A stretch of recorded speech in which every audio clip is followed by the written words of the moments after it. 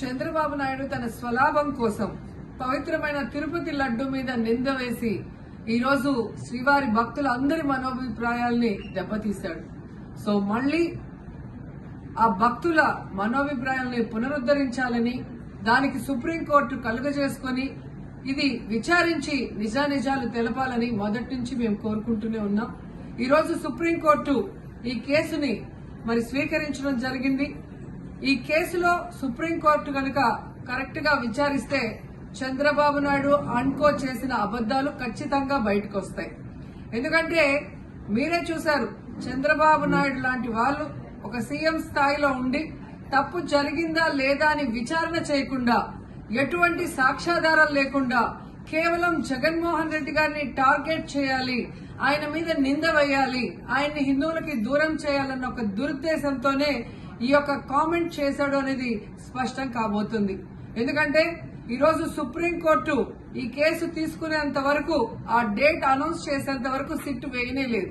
అంటే ఉన్నత స్థాయి విచారణ ఎక్కొట్టాలి, ఉన్నత స్థాయి విచారణ జరిగితే తాను చెప్పిన అబద్దం బయటపడుతుందన్న భయంతో సిట్ ని హడావిడిగా ఏర్పాటు చేయడం మనం అందరం కూడా గమనించాలి.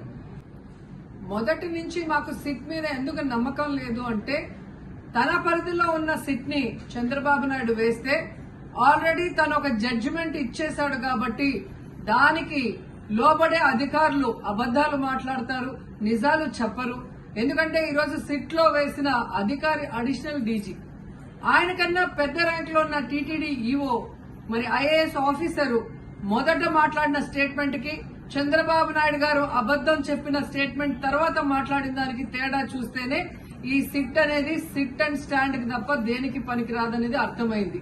అందుకే మేము మొదటి నుంచి అడిగాము, సుప్రీంకోర్టులో విచారణ జరగాలి, సిబిఐకి డైరెక్షన్ ఇచ్చి విచారిస్తే ఖచ్చితంగా మత కల్లోలాలు సృష్టించాలనుకున్న చంద్రబాబు నాయుడు అన్కో అందరికీ కూడా బుద్ధి చెప్పే అవకాశం దొరుకుతుందని.